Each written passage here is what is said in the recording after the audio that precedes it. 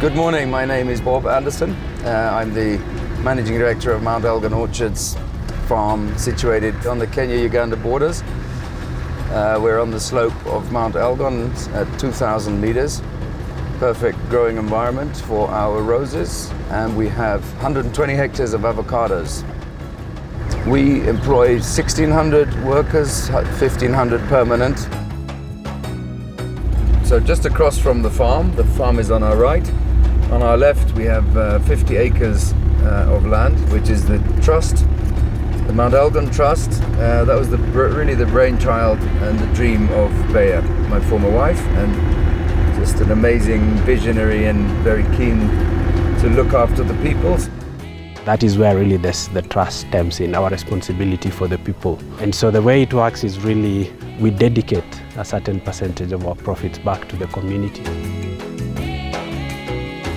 We have very strong core values of quality, responsibility for people and the environment, and fun. We really try to have a lot of fun on this place, mainly because our belief is that when you have fun at work, that's your best guarantee of quality.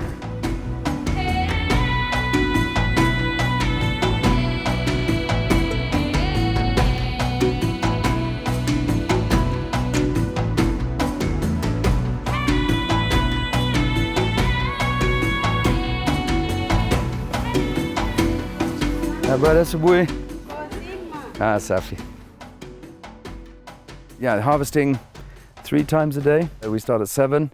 We do 1 round at 7, we do 1 round at 11, and then we do a final round at 2:30 till 4 o'clock.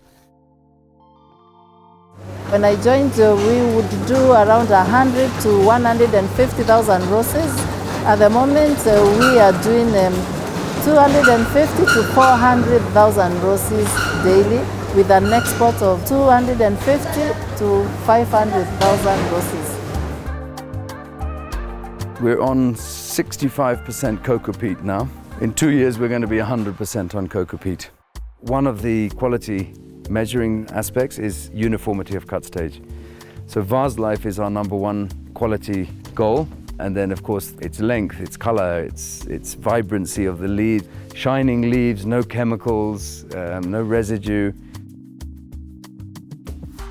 One of the major tricks is keeping the hygiene and getting the flowers into water and then into a cold chain as soon as possible. Because we have enough people, we're in water within 5 minutes. So we like to say within 20 minutes, most of our flowers are in a cool store, and at the worst case scenario, it's 30 minutes. That gives you a 2-week vase life.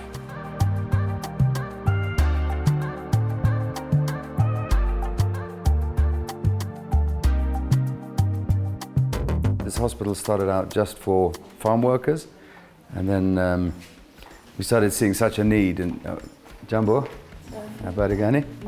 Asante. We started seeing a real need from the community, so we opened it up to the whole community.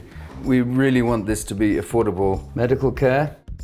First of all, the services are subsidized if you compare to all the other private hospitals. We have various departments.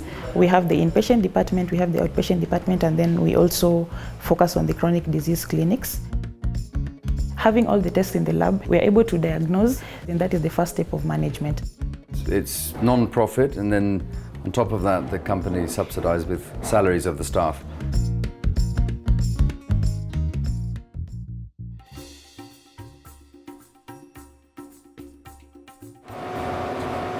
So by 2030, we're going to be 100% carbon neutral with all our products into Europe and around the world. At the moment, we're using 7 liters of water per kilo of avocados, just over 7 per rose. We're going to drop that down to 0 by building 1 million cubic meters of water storage.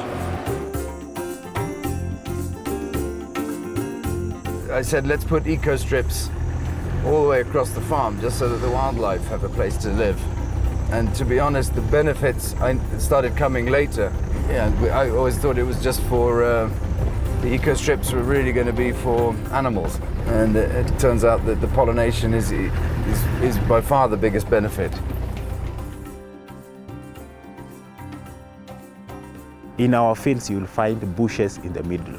That means when we were establishing these orchards, we didn't cut even a single tree, nor clear even a single bush. We just worked our way around the bushes. So the monkeys, the antelopes, they are our friends. We had yesterday Kenya Wildlife Service visited us, and they were amazed looking at the whole ecosystem we've developed here. We've got 4 troops of colobus now. They're just beautiful monkeys. They used to be very, very common, but now have become much rarer. So it's so nice. We've got 4 troops of colobus on the farm, and their numbers are growing. So stunning that we've been able to give them somewhere where they're safe. It's so special.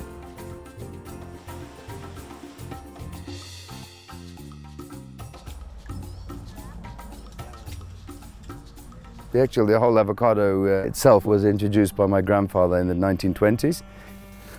All the low ones eaten by antelope. It's quite a tough job to get the right harvest stage for an avocado. Before we start harvesting, we sample some fields. So we just take some samples from different trees, then we go to the small laboratory, we cut them into pieces, then we do what is known as the dry matter test. Yeah, the road was a real barrier for us. We had an absolute peanut butter highway before, but in 2016 we were told the government were going to build a new road. They built us a fantastic road. We now have tarmac all the way to the farm. That's just had a huge positive impact. So that's all thanks to the government building us a new road, so we're really delighted with that.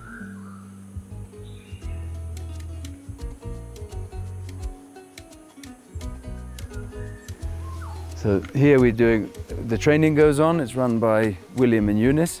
We're teaching people about the soil, we go and do outreach programs, and this is the tree planting center, but this is really just to demonstrate to people this is what your trees are going to look like.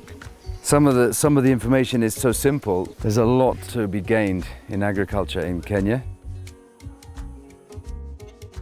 The primary school, we started in 1998, just with one class.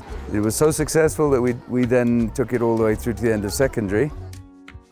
This school is so special because it has got very special core values about academics.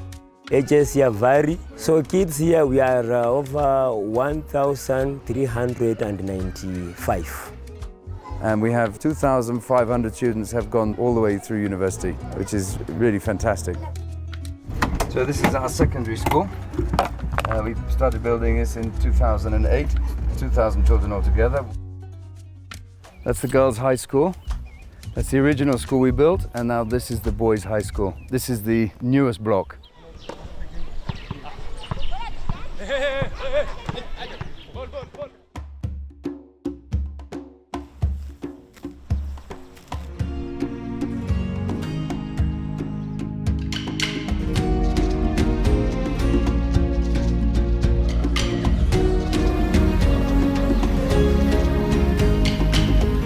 Where I really see the fun in all this is because we are able to give back to the community. Then there's always fun in everything we do. You know, when you walk around, when the employees are, you know, all over the farm, you see them light up. It really is a show of them having fun and loving what they do. So we've really created a very conducive and a very lovely big family together for the business and the trust and the community in general. There's no big dramatic reason. I think you can either do the right thing or not do the right thing, and if you've got the opportunity, do the right thing. I see a fantastic future on this place. I'm so excited. I mean, we're partnering more and more with the Kenya government. They're becoming more and more supportive. They're listening to us. We're going to have a fantastic future and create a lot more jobs and have a lot more fun.